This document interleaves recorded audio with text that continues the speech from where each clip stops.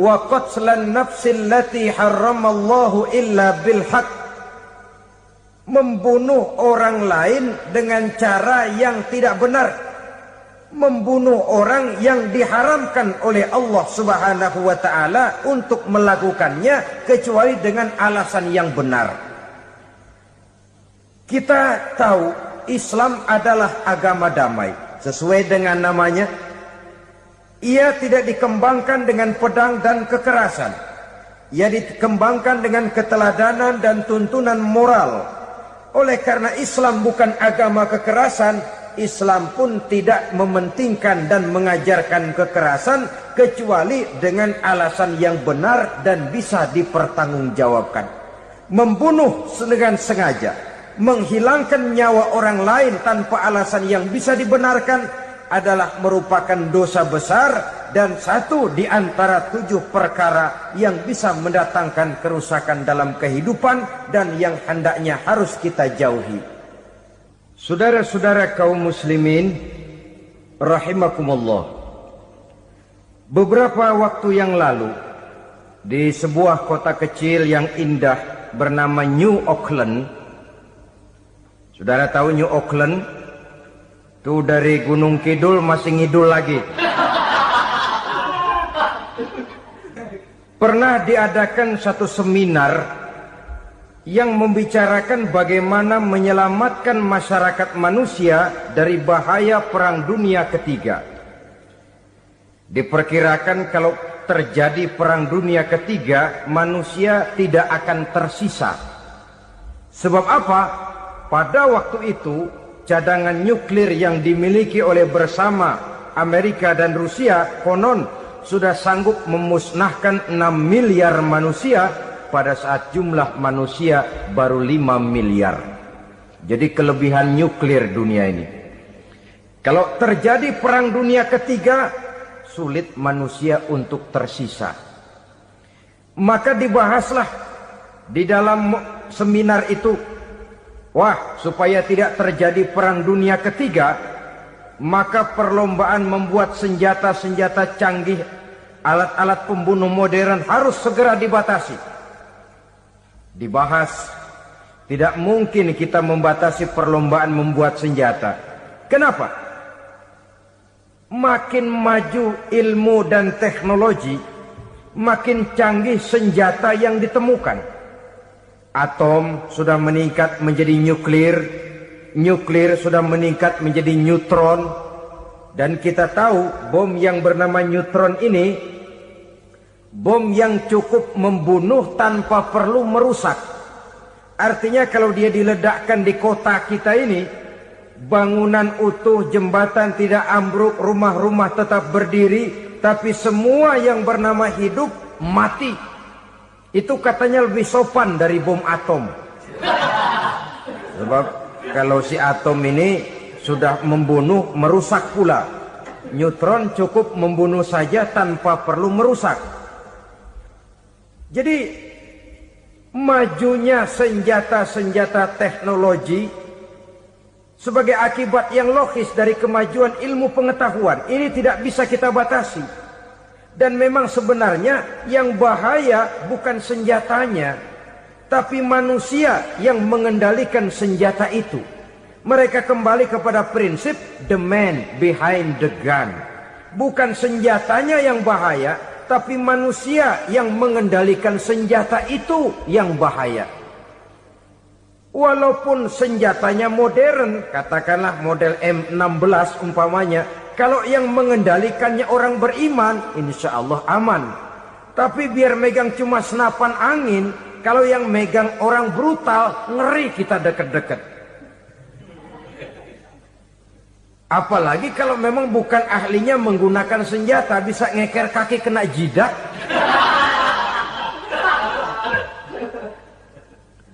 Mereka kembali kepada prinsip lama yang tetap baru. Bukan senjatanya yang harus dibatasi, manusia yang mengendalikan senjata itu yang perlu dibicarakan. Nah, kalau begitu, agar manusia tidak mempergunakan senjata sewenang-wenang, apa yang harus kita lakukan? Ya, manusianya harus bermoral.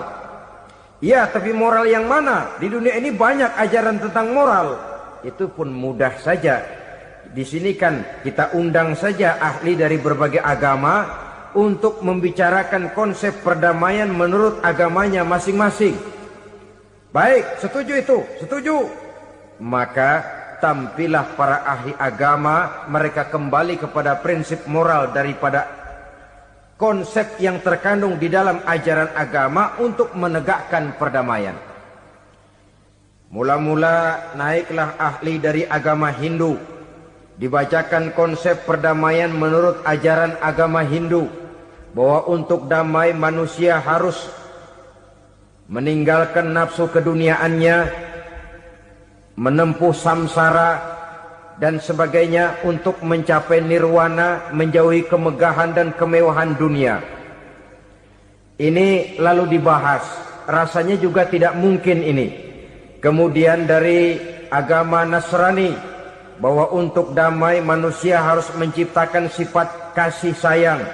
Kalau ditampar pipi kiri, berikan pipi yang kanan. Kalau diberikan selendang, berikan baju. Nanti orang kasihan, lalu dia tidak akan nampar lagi. Ketika ini dibahas, ternyata rasanya pun tidak mungkin bisa diterima. Karena apa? Di zaman sekarang orang ditampar pipi kiri, dikasih pipi kanan. Bukan kasihan, gemes. Damai belum tentu, bonyok udah jelas. Lalu ketika dibacakan konsep perdamaian menurut Quran, di mana disampaikan ayat wa jazaa'u sayyi'atin sayyi'atun misluha faman afa wa aslaha fa ajruhu 'ala Allah. Balasan terhadap satu kejahatan adalah kejahatan yang seimbang, tetapi barang siapa yang memberi maaf dan mencari jalan damai, itulah yang terbaik dan akan mendapat pahala dari Allah Subhanahu wa ta'ala. Kamu tidak salah ditampar pipi kirimu, tampar lagi pipi kirinya sekeras dia menampar pipi kirimu. Nanti orang tidak mau menampar kita karena dia tahu kalau dia tampar kita, dia akan menderita tamparan sekeras dia menampar kita. Akan terjadilah prinsip saling hormat menghormati, tidak saling ganggu, tidak saling usil, tidak saling jahil. Atas dasar ini perdamaian bisa ditegakkan. Mereka bisa menerima konsep ini, tapi kemudian seminar ditutup tanpa satu keputusan resmi. Kenapa? Terus terang mereka kagum dengan konsep Islam, tapi sentimen lama terhadap nilai-nilai Islam telah menutup mata mereka untuk menerima kebenaran dari ajaran Al-Quranul Karim. Saudara-saudara kaum muslimin rahimakumullah, kembali kita kepada persoalan pokok. Roh adalah dari Allah. Dia akan kembali kepada Allah, milik mutlak dari Allah. Tidak pantas kita merampasnya dari orang lain. Tidak wajar kita menghilangkannya tanpa alasan yang dibenarkan oleh agama. Di zaman sekarang, akibat persaingan hidup yang makin tajam, lapangan kerja yang makin sulit, tensi ekonomi yang makin tinggi, atau karena nilai moral yang makin rendah, atau juga karena rapuhnya pegangan orang kepada agama, nyawa rasanya sudah sedemikian murahnya. Berbagai kasus membuat berdiri bulu roma kita. Ada mayit, ada manusia dipotong 6, dicincang macam kambing. Ada yang dipotong 5, ada yang dipotong 13, dikardusin, dibuang ke tempat sampah. Inna lillahi wa inna ilaihi raji'un. Gejala apa ini? Kanibalisme. Manusia sudah demikian sadisnya, manusia sudah sedemikian buasnya, sehingga sesama manusia diperlakukan seperti hewan. Padahal hewan sendiri belum pernah macan makan macan, bagaimanapun buasnya macan. Belum pernah serigala memakan serigala, bagaimanapun brutalnya serigala. Tetapi manusia makan manusia di zaman sekarang kadang jadi kenyataan dalam kehidupan kita. Kadang persoalannya remeh saja. Soal uang 200 perak, pisau bicara, nyawa melayang.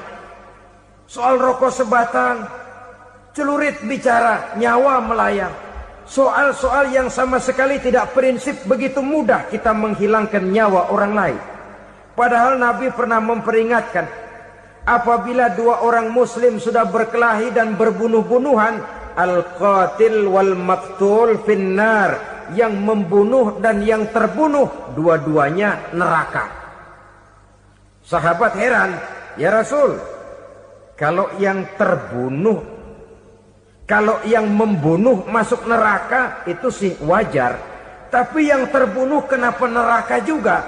Beliau menjawab, dua-duanya sudah punya niat untuk saling membunuh. Niatnya itu yang diponten. Yang terbunuh cuman lagi apes aja, keduluan dia. Umpama tidak terbunuh, pasti dia yang akan membunuh. Oleh karenanya al-qatil wal maqtul, yang membunuh dan yang dibunuh finnar, dua-duanya masuk ke dalam neraka. Islam menghormati kehidupan.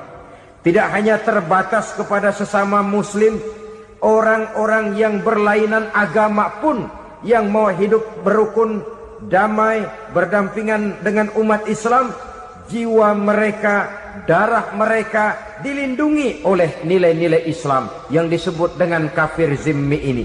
Mengganggu mereka sama saja dengan mengganggu aku, kata Nabi. Jadi oleh karena itu, sayangilah sesama. Kehidupan adalah anugerah Allah. Bukan wewenang kita untuk mencabutnya dari orang lain. Bukan wewenang kita untuk merampas dan menghilangkannya dari orang lain. Apa yang tidak enak terjadi pada diri kita, begitu pula lah apabila terjadi pada diri orang lain. Sehingga Nabi mengatakan, la yu'minu ahadukum hatta yuhibba li akhihi ma yuhibbu li nafsihi. Belum dikatakan beriman seseorang kamu apabila dia belum mencintai saudaranya seperti ia mencintai dirinya sendiri. Apa yang enak dirasakan oleh orang lain, enak juga dirasakan oleh dia. Mengukur orang lain dengan diri sendiri. Kalau orang lain tanpa salah saya fitnah, kalau saya tanpa salah difitnah orang, enak apa enggak? Enggak, orang lain juga begitu.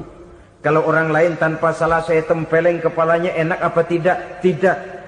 Orang lain juga begitu. Yang tidak enak terjadi pada diri kita, tentu tidak enak juga kalau terjadi pada orang lain. Mengukur orang lain dengan diri sendiri, sehingga tidak timbul sifat egois, tidak menari di atas bangkai orang lain, tidak mendirikan kebahagiaan di atas untayan air mata orang lain. Sehingga dengan demikian, saudara-saudara, dia bisa menghormati kehidupan, menghormati orang lain sebagaimana dia ingin dihormati. Untuk menghancurkan nilai-nilai iman, dibanjiri kita dengan paham-paham yang merusak dan mendangkalkan akidah.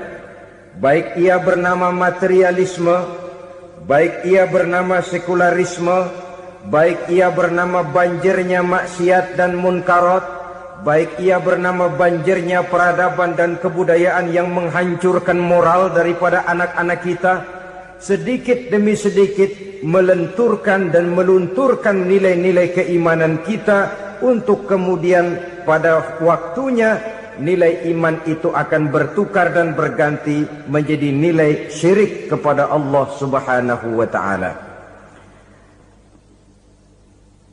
Atau pada sisi lain, menjadikan yang selain Allah sebagai tujuan akhir daripada kehidupan kita.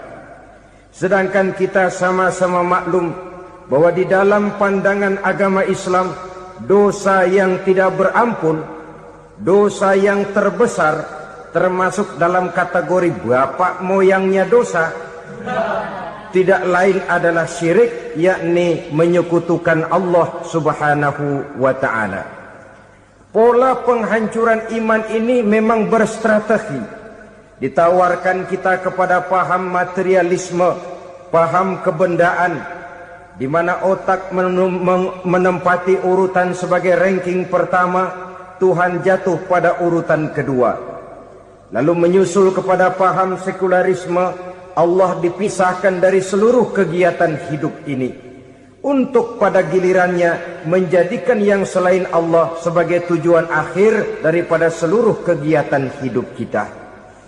Oleh karenanya, kewajiban menjaga nilai-nilai iman ini merupakan kewajiban yang mulia tetapi berat, tidak hanya untuk kita, tetapi juga bagaimana mewariskannya kepada anak-anak kita, generasi yang akan datang.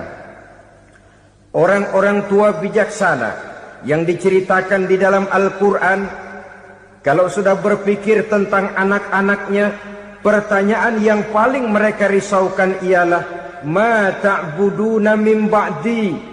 Anakku, kalau pada satu saat aku, ayahmu sudah tidak ada lagi di dunia ini, meninggalkan kamu semua, ma ta'buduna min ba'di, apa yang akan kamu sembah nak?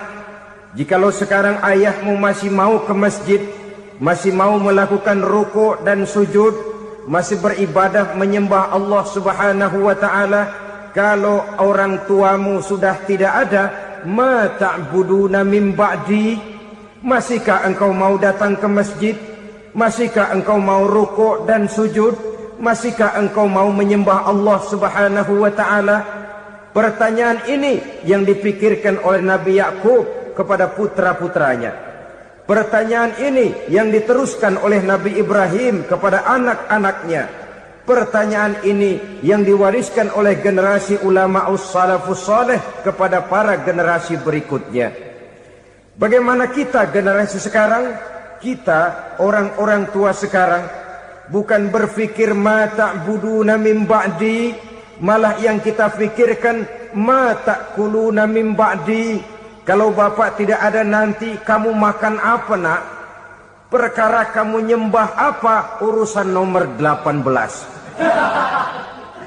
Yang penting kamu nanti hidup bisa makan nak. Maka kita sibuk mewariskan harta kepada anak-anak kita. Kita sibuk mewariskan kebun dan tanah kepada anak-anak kita.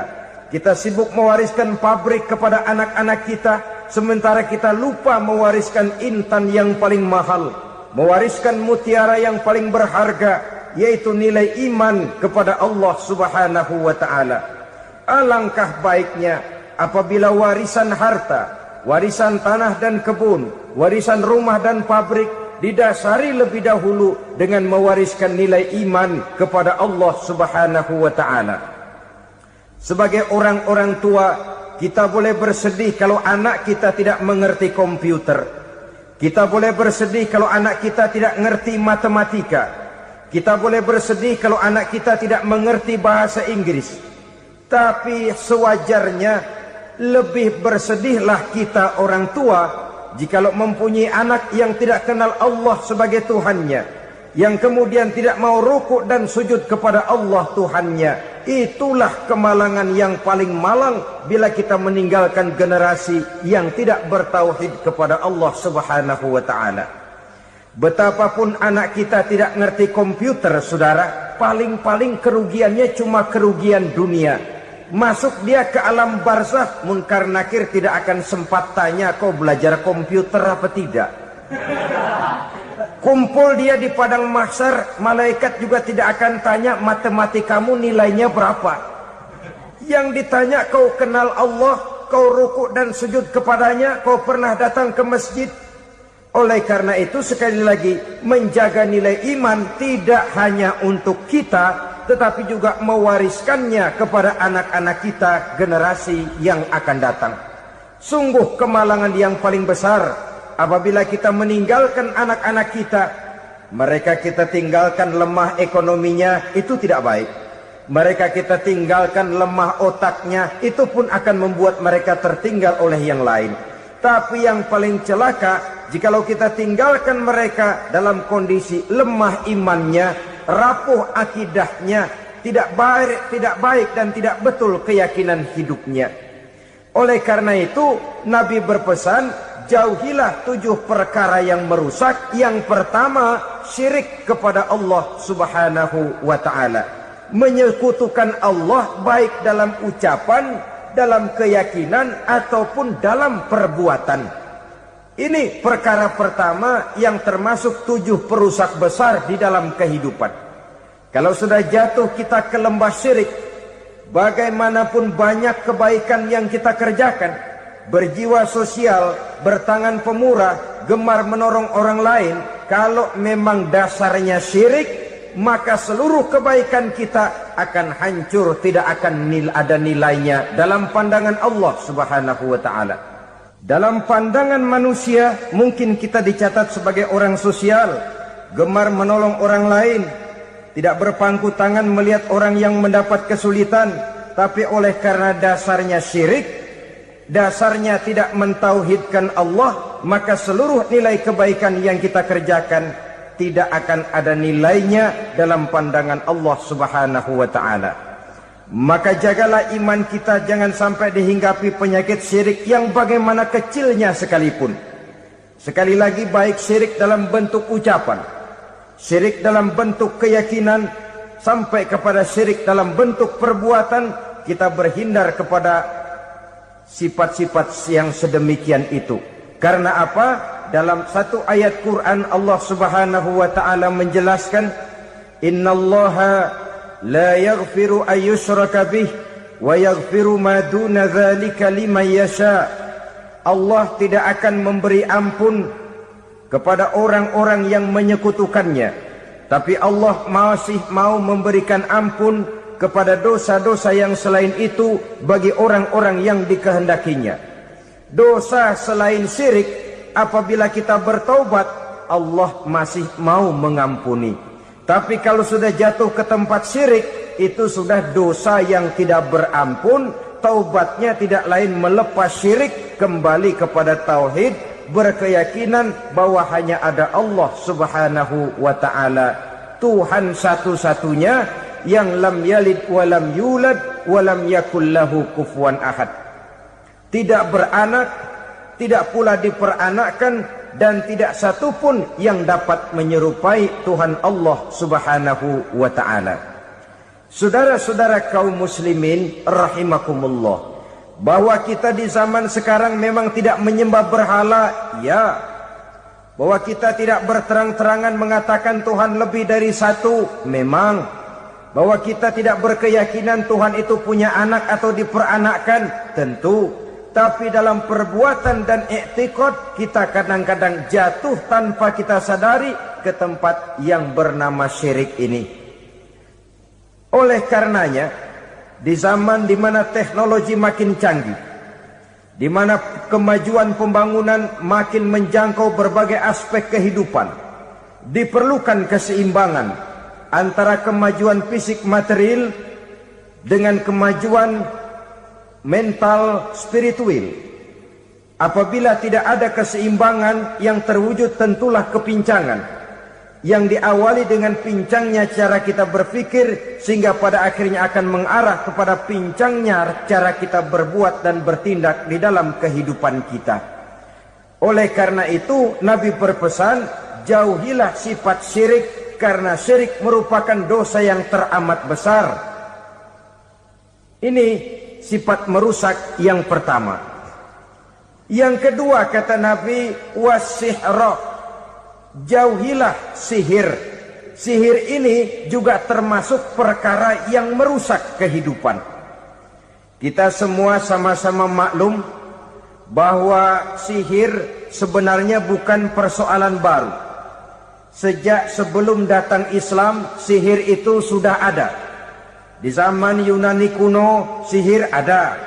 Di zaman Mesir kuno, di zaman Cina kuno, dan yang lain-lain yang serba kuno, sihir itu sudah ada.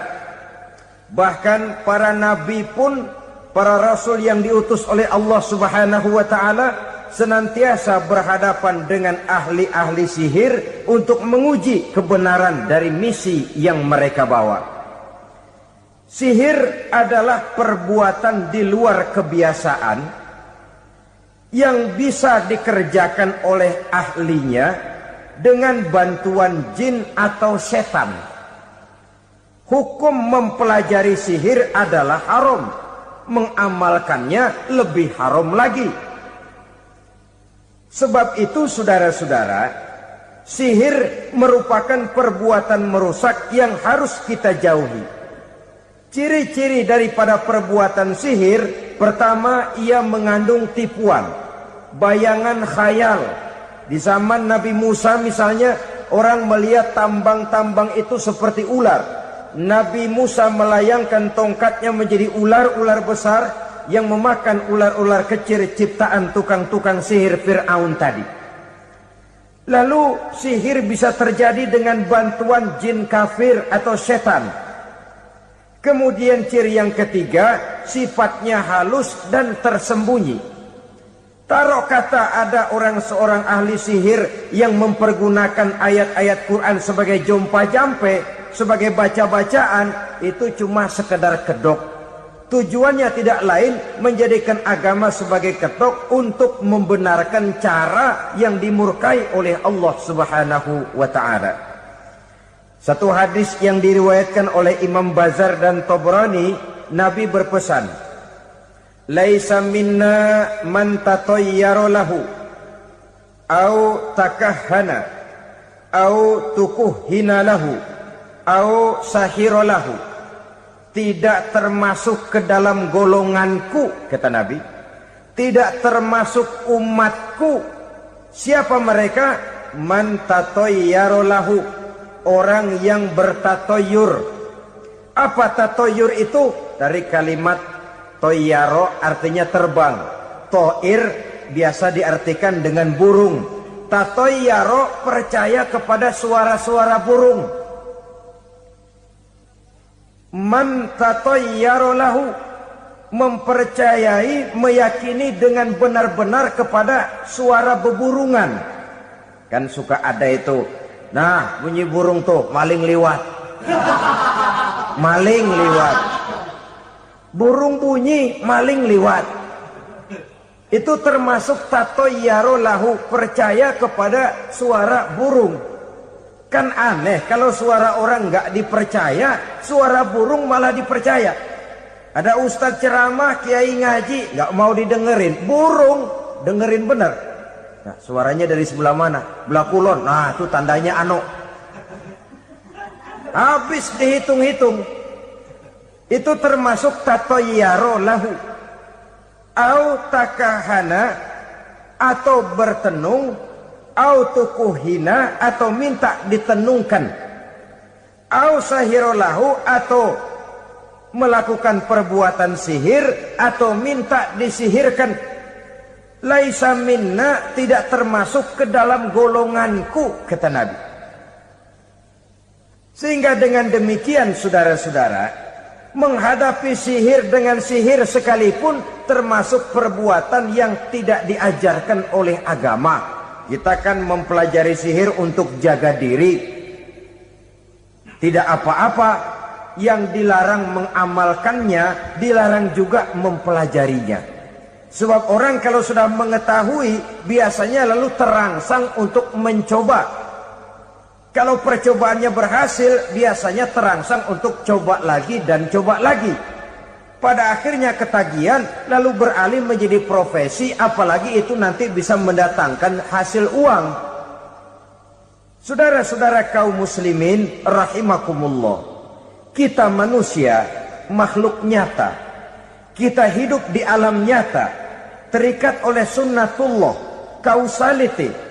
Oleh karenanya, bagi kita keyakinan yang penuh, keikhlasan di dalam bertuhankan Allah, penyerahan diri sepenuhnya hanya kepadanya, itu sudah merupakan obat penangkal yang sangat ampuh agar kita tidak terkena penyakit-penyakit yang dibuat oleh setan dan para pembantunya. Sehingga beberapa ayat Quran mengajarkan, misalnya a'udzu bikalimatillahi tammati min syarri ma khalaq, atau bismillazi la yadurru ma'asmihi syai'un fil ardi wala fis sama, dengan menyebut nama Allah yang tidak bisa mendatangkan bahaya sedikit pun, dari baik yang datang dari langit maupun yang datang dari bumi. Jiwa yang kosong dari keyakinan yang penuh kepada Allah, jiwa yang penuh was-was dan ragu-ragu, itu yang mudah terserang oleh penyakit-penyakit yang dikerjakan oleh para tukang-tukang sihir, yaitu oleh setan dan seluruh para pembantunya.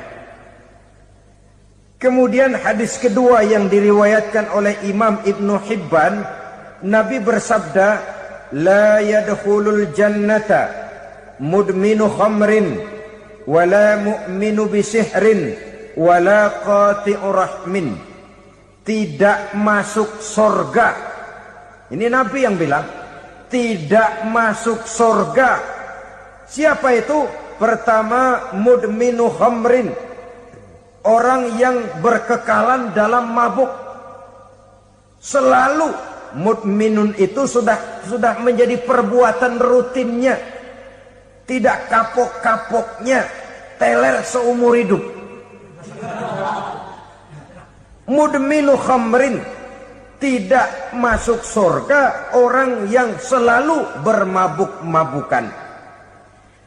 Yang kedua, wala mu'minu bisihrin, orang mukmin tapi main sihir. Ini juga oleh Nabi diperingatkan, tidak akan masuk surga orang mukmin tapi suka main sihir. Wala qati'u rahmin, dan tidak juga orang yang memutuskan silaturahmi. 3 macam manusia yang diperingatkan Nabi tidak akan masuk surga: orang yang selalu mabuk, orang mukmin yang main sihir, dan orang yang memutuskan silaturahmi. Saudara-saudara kaum muslimin rahimakumullah. Lalu orang berkata, kenapa dilarang kita bersihir padahal Rasul sendiri kan punya mukjizat? Nah, kita memang harus membedakan antara mukjizat dengan sihir. Dalam kehidupan agama kita kenal ada yang namanya mukjizat, ada yang namanya karomah atau keramat biasa diucapkan, ada yang namanya maunah, ada yang namanya irhas, ada juga yang namanya sihir. Kesemuanya ini berbeda, saudara-saudara. Yang dinamakan mukjizat itu khusus untuk para rasul saja. Satu kejadian luar biasa yang terjadi dilakukan oleh Rasul atas izin dari Allah Subhanahu wa ta'ala. Perbedaannya dengan sihir jelas. Sihir dari setan, mukjizat dari Allah. Sihir bisa dipelajari, mukjizat tidak. Sihir umumnya untuk maksud-maksud yang tidak baik, sedangkan mukjizat untuk memperkuat kebenaran yang disampaikan oleh para rasul dan ditentang oleh umatnya. Bahkan kafir Quraisy dahulu menganggap orang-orang ahli sihir itu berada dalam satu posisi yang hina, sehingga mereka mengatakan dan menuduh Nabi Muhammad sebagai tukang sihir. Tuduhan sebagai tukang sihir adalah tuduhan yang sangat aib dan hina. Di tengah masyarakat kufar jahiliyah, kedudukan tukang sihir dipandang sebagai kedudukan yang hina, sehingga mereka mengejek Nabi dengan sebutan tukang sihir. Jadi mukjizat hanya untuk Rasul saja. Kemudian karomah. Karomah ini asal kata dari karoma, kehormatan, kemuliaan yang diberikan Allah kepada hamba-hambanya yang rajin mendekatkan diri kepadanya. Oleh karena ketekunannya melaksanakan ibadah, Allah memberikan keistimewaan kepada orang itu, yang dengan keistimewaannya dia bisa mengerjakan yang tidak bisa dikerjakan oleh orang lain. Karomah hanya bisa dicapai dengan prestasi ibadah. Kalau sihir, mau ibadah apa enggak, asal dia belajar, bersatu dan berteman dengan setan, memenuhi persyaratan-persyaratan setan, biasanya lalu bisa.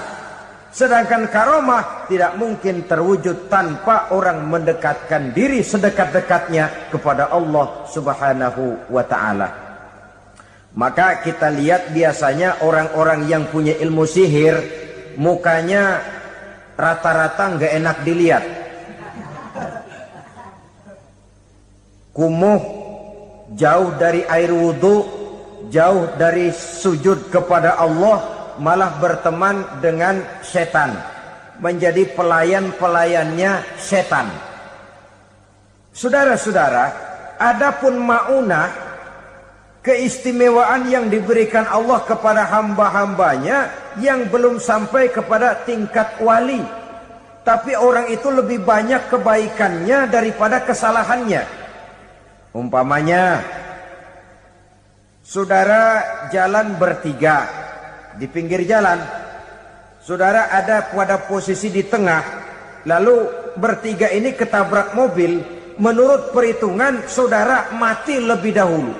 Tapi terjadi hal yang aneh, dua teman saudara mati, saudara malah cuma luka dan lecet sedikit saja. Apa itu? Kalau kita lebih banyak kebaikannya daripada kesalahannya, itu yang dinamakan ma'unah, pertolongan yang diberikan Allah kepada hamba-hambanya yang lebih banyak kebaikannya daripada kesalahannya. Sedangkan yang dinamakan irhas, kejadian luar biasa pada diri seseorang pada waktu dia masih kecil, yang menunjukkan tanda-tanda keistimewaannya. Itu umumnya pada para nabi pada usia kecilnya sudah ada irhas, tanda-tanda istimewa. Jelas baik mukjizat, karomah, maunah maupun irhas berbeda dengan sihir. Sihir ini jelas saja merupakan bantuan dan persekutuan antara manusia dengan setan. Padahal setan, kata Allah dalam Al-Quran, innahu lakum aduwwum mubin, sesungguhnya setan bagi kamu adalah musuh yang sangat jelas. Saudara-saudara kaum muslimin rahimakumullah, di zaman sekarang dalam menghadapi beban kehidupan yang makin pelik, menghadapi stres yang tidak kunjung selesai, menghadapi persoalan-persoalan yang teramat berat, orang sering mencari jalan keluar kepada hal-hal yang menurut pendapatnya bisa meringankan beban moralnya itu. Pergilah dia mencari sesuatu yang dapat meringankan bebannya. Dan tidak jarang yang jatuh ke pangkuan tukang-tukang tenung, ke pangkuan tukang-tukang sihir, yang mereka itu oleh Quran dijelaskan kadzabal munajjimun walau sodaku. Tukang-tukang tenung, tukang-tukang sihir, mereka itu bohong walaupun benar. Maksudnya bohong walaupun benar, artinya kalau yang mereka kerjakan benar, itu sih kebenaran. Benar dengan kebenaran itu lain. Kebenaran, kebetulan bisa, tapi tidak untuk selalu. Apalagi kalau itu sudah membahayakan kehidupan orang lain. Jadi oleh karena itu Nabi berpesan, jauhilah daripada sihir. Kalau sudah jauhilah dari sihir, artinya ya jauhilah daripada mempelajarinya, jauhilah daripada bergaul dengan orang-orang yang ahli di bidang itu, karena dari pergaulan segalanya bisa menular. Baiklah saudara, ini yang kedua. Yang ketiga pesan Nabi, wa qatlan nafsil lati harramallahu illa bil haq, membunuh orang lain dengan cara yang tidak benar, membunuh orang yang diharamkan oleh Allah Subhanahu wa taala untuk melakukannya kecuali dengan alasan yang benar. Kita tahu Islam adalah agama damai, sesuai dengan namanya. Ia tidak dikembangkan dengan pedang dan kekerasan. Ia dikembangkan dengan keteladanan dan tuntunan moral. Oleh karena Islam bukan agama kekerasan, Islam pun tidak mementingkan dan mengajarkan kekerasan kecuali dengan alasan yang benar dan bisa dipertanggungjawabkan. Membunuh dengan sengaja, menghilangkan nyawa orang lain tanpa alasan yang bisa dibenarkan adalah merupakan dosa besar dan satu di antara 7 perkara yang bisa mendatangkan kerusakan dalam kehidupan dan yang hendaknya harus kita jauhi. Saudara-saudara kaum muslimin rahimakumullah, beberapa waktu yang lalu di sebuah kota kecil yang indah bernama New Auckland. Saudara tahu New Auckland? Itu dari Gunung Kidul masih ngidul lagi. Pernah diadakan satu seminar yang membicarakan bagaimana menyelamatkan masyarakat manusia dari bahaya Perang Dunia Ketiga. Diperkirakan kalau terjadi Perang Dunia Ketiga, manusia tidak akan tersisa. Sebab apa? Pada waktu itu cadangan nuklir yang dimiliki oleh bersama Amerika dan Rusia konon sudah sanggup memusnahkan 6 miliar manusia pada saat jumlah manusia baru 5 miliar. Jadi kelebihan nuklir dunia ini. Kalau terjadi perang dunia ketiga, sulit manusia untuk tersisa. Maka dibahaslah di dalam seminar itu, wah, supaya tidak terjadi perang dunia ketiga, maka perlombaan membuat senjata-senjata canggih, alat-alat pembunuh modern harus segera dibatasi. Dibahas, tidak mungkin kita membatasi perlombaan membuat senjata. Kenapa? Makin maju ilmu dan teknologi, makin canggih senjata yang ditemukan.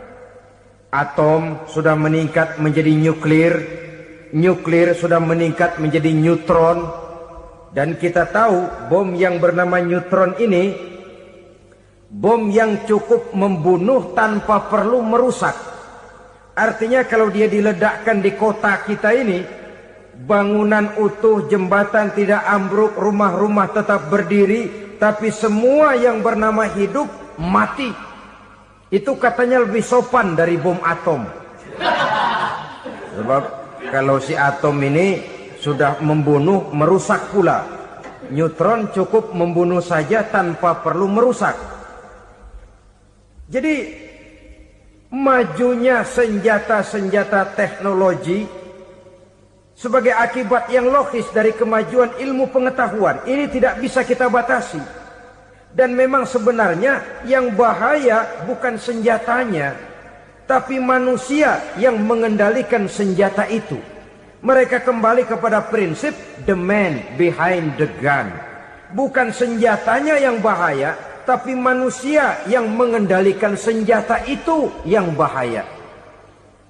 Walaupun senjatanya modern, katakanlah model M16 umpamanya, kalau yang mengendalikannya orang beriman, insya Allah aman.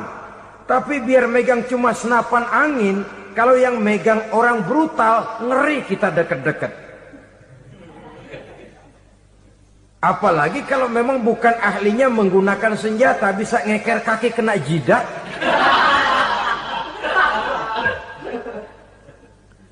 Mereka kembali kepada prinsip lama yang tetap baru, bukan senjatanya yang harus dibatasi, manusia yang mengendalikan senjata itu yang perlu dibicarakan. Nah, kalau begitu, agar manusia tidak mempergunakan senjata sewenang-wenang, apa yang harus kita lakukan? Ya, manusianya harus bermoral. Ya, tapi moral yang mana? Di dunia ini banyak ajaran tentang moral. Itu pun mudah saja. Di sini kan kita undang saja ahli dari berbagai agama untuk membicarakan konsep perdamaian menurut agamanya masing-masing. Baik, setuju itu, setuju. Maka tampillah para ahli agama, mereka kembali kepada prinsip moral daripada konsep yang terkandung di dalam ajaran agama untuk menegakkan perdamaian. Mula-mula naiklah ahli dari agama Hindu. Dibacakan konsep perdamaian menurut ajaran agama Hindu, bahwa untuk damai manusia harus meninggalkan nafsu keduniaannya, menempuh samsara dan sebagainya untuk mencapai nirwana, menjauhi kemegahan dan kemewahan dunia. Ini lalu dibahas, rasanya juga tidak mungkin ini. Kemudian dari agama Nasrani, bahwa untuk damai manusia harus menciptakan sifat kasih sayang. Kalau ditampar pipi kiri, berikan pipi yang kanan. Kalau diberikan selendang, berikan baju. Nanti orang kasihan, lalu dia tidak akan nampar lagi. Ketika ini dibahas, ternyata rasanya pun tidak mungkin bisa diterima. Karena apa? Di zaman sekarang orang ditampar pipi kiri, dikasih pipi kanan. Bukan kasihan, gemes. Damai belum tentu, bonyok udah jelas. Lalu ketika dibacakan konsep perdamaian menurut Quran, di mana disampaikan ayat wa jazaa'u sayyi'atin sayyi'atun misluha faman afa wa aslaha fa ajruhu 'ala Allah. Balasan terhadap satu kejahatan adalah kejahatan yang seimbang. Tetapi barang siapa yang memberi maaf dan mencari jalan damai, itulah yang terbaik dan akan mendapat pahala dari Allah Subhanahu wa ta'ala. Kamu tidak salah ditampar pipi kirimu, tampar lagi pipi kirinya sekeras dia menampar pipi kirimu. Nanti orang tidak mau menampar kita karena dia tahu kalau dia tampar kita, dia akan menderita tamparan sekeras dia menampar kita. Akan terjadilah prinsip saling hormat menghormati, tidak saling ganggu, tidak saling usil, tidak saling jahil. Atas dasar ini perdamaian bisa ditegakkan. Mereka bisa menerima konsep ini, tapi kemudian seminar ditutup tanpa satu keputusan resmi. Kenapa? Terus terang mereka kagum dengan konsep Islam. Tapi sentimen lama terhadap nilai-nilai Islam telah menutup mata mereka untuk menerima kebenaran dari ajaran Al-Quranul Karim. Saudara-saudara kaum muslimin rahimakumullah, kembali kita kepada persoalan pokok. Roh adalah dari Allah. Dia akan kembali kepada Allah, milik mutlak dari Allah. Tidak pantas kita merampasnya dari orang lain. Tidak wajar kita menghilangkannya tanpa alasan yang dibenarkan oleh agama. Di zaman sekarang, akibat persaingan hidup yang makin tajam, lapangan kerja yang makin sulit, tensi ekonomi yang makin tinggi, atau karena nilai moral yang makin rendah, atau juga karena rapuhnya pegangan orang kepada agama, nyawa rasanya sudah sedemikian murahnya. Berbagai kasus membuat berdiri bulu roma kita. Ada mayit, ada manusia dipotong 6, dicincang macam kambing. Ada yang dipotong 5, ada yang dipotong 13, dikardusin, dibuang ke tempat sampah.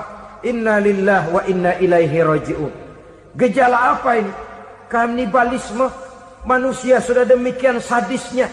Manusia sudah sedemikian buasnya, sehingga sesama manusia diperlakukan seperti hewan. Padahal hewan sendiri belum pernah macan makan macan, bagaimanapun buasnya macan. Belum pernah serigala memakan serigala, bagaimanapun brutalnya serigala. Tetapi manusia makan manusia di zaman sekarang kadang jadi kenyataan dalam kehidupan kita. Kadang persoalannya remeh saja. Soal uang 200 perak, pisau bicara, nyawa melayang. Soal rokok sebatang, celurit bicara, nyawa melayang. Soal-soal yang sama sekali tidak prinsip, begitu mudah kita menghilangkan nyawa orang lain. Padahal Nabi pernah memperingatkan, apabila dua orang muslim sudah berkelahi dan berbunuh-bunuhan, al-qatil wal maktul finnar, yang membunuh dan yang terbunuh dua-duanya neraka. Sahabat heran, ya Rasul, kalau yang membunuh masuk neraka itu sih wajar, tapi yang terbunuh kenapa neraka juga? Beliau menjawab, dua-duanya sudah punya niat untuk saling membunuh. Niatnya itu yang diponten. Yang terbunuh cuman lagi apes aja, keduluan dia. Umpama tidak terbunuh, pasti dia yang akan membunuh. Oleh karenanya al-qatil wal maktul, yang membunuh dan yang dibunuh finnar, dua-duanya masuk ke dalam neraka. Islam menghormati kehidupan. Tidak hanya terbatas kepada sesama muslim, orang-orang yang berlainan agama pun yang mau hidup berukun, damai, berdampingan dengan umat Islam, jiwa mereka, darah mereka dilindungi oleh nilai-nilai Islam yang disebut dengan kafir zimmi ini. Mengganggu mereka sama saja dengan mengganggu aku, kata Nabi. Jadi oleh karena itu, sayangilah sesama. Kehidupan adalah anugerah Allah, bukan wewenang kita untuk mencabutnya dari orang lain, bukan wewenang kita untuk merampas dan menghilangkannya dari orang lain. Apa yang tidak enak terjadi pada diri kita, begitu pula lah apabila terjadi pada diri orang lain. Sehingga Nabi mengatakan, la yu'minu ahadukum hatta yuhibba li akhihi ma yuhibbu li nafsihi. Belum dikatakan beriman seseorang kamu apabila dia belum mencintai saudaranya seperti ia mencintai dirinya sendiri. Apa yang enak dirasakan oleh orang lain, enak juga dirasakan oleh dia. Mengukur orang lain dengan diri sendiri. Kalau orang lain tanpa salah saya fitnah, kalau saya tanpa salah difitnah orang, enak apa enggak? Enggak, orang lain juga begitu. Kalau orang lain tanpa salah saya tempeleng kepalanya, enak apa tidak? Tidak. Orang lain juga begitu. Yang tidak enak terjadi pada diri kita, tentu tidak enak juga kalau terjadi pada orang lain. Mengukur orang lain dengan diri sendiri, sehingga tidak timbul sifat egois, tidak menari di atas bangkai orang lain, tidak mendirikan kebahagiaan di atas untayan air mata orang lain. Sehingga dengan demikian saudara-saudara, dia bisa menghormati kehidupan, menghormati orang lain sebagaimana dia ingin dihormati. Inilah perbuatan ketiga yang merusak, membunuh orang lain dengan yang diharamkan Allah tanpa alasan yang benar. Yang ketiga. Kemudian yang keempat, perbuatan merusak wa aklar riba, makan riba. Hidup adalah tolong menolong. Bahasa kerennya take and give katanya. Saling memberi dan saling menerima. Nabi mengajarkan man kuraba kurbatan min kurabid dunia karaballahu lahu kurbatan min kurabi yaumal qiyamah wallahu fi aunil abdi madamal abdu fi auni akhihi. Siapa yang meringankan beban dari beban-beban yang diderita seseorang di dalam kehidupan dunia, Allah akan meringankan bebannya daripada beban-beban yang harus dipikulnya di hari kiamat nanti. Wallahu fi aunil abdi madamal abdu fi auni akhihi. Allah senantiasa akan menolong seorang hamba selama hamba itu masih mau menolong saudaranya. Allah selalu akan menolong seorang hamba selama hamba itu masih mau menolong saudaranya. Apabila kita sudah berpangku tangan terhadap kesulitan orang lain, biasanya pun pada saat kita mendapat kesulitan, kita akan sulit juga memperoleh pertolongan. Nah, riba alias renten, kedoknya adalah menolong orang, tapi sama juga bulu buntutnya dilepas, palanya dicekek. Menolong orang pada akhirnya menjadi beban bagi seseorang. Dan memang mencari orang-orang yang berada dalam posisi kesulitan. Biasanya di daerah-daerah di mana musim paceklik jadi lapangan kerja sulit, sedangkan urusan perut tidak bisa ditunda, akhirnya orang terjebak ke dalam rentenir, ke dalam riba, ke dalam renten. Bunga berbunga, sehingga satu saat jumlah bunganya bisa lebih besar dari jumlah pinjaman pokoknya.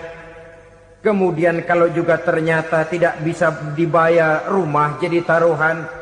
Memang rumah satu-satunya, begitu rumah ditarik mulain camping. Bukankah pada akhirnya akan mewariskan kesengsaraan? Oleh karena itu, kepada kita berusahalah jangan berhubungan dengan rentenir, jangan makan renten dan riba. Kepada mereka yang melaksanakan riba, walaupun mendatangkan keuntungan materi, tapi percayalah harta yang didapat dengan jalan riba tidak akan membawa keberkahan. Manakala tidak membawa keberkahan, dia tidak akan mendatangkan ketenangan di dalam kehidupan kita. Oleh karenanya, memakan harta riba termasuk perbuatan yang merusak sendi-sendi kehidupan sosial, merusak kehidupan orang lain, merusak kehidupan masyarakat, tetangga, pergaulan, dan sebagainya. Yang kelima, wa akla malil yatim, memakan harta anak yatim dengan cara yang zalim. Nih, memang lezat. Anak yatim itu nggak tahu urusan apa-apa. Kita diamanahkan untuk mengurusinya. Kadang-kadang dibentuklah panitia penyantunan yatim piatu. yatimnya mah tetap kelaparan, panitianya yang pada gendut.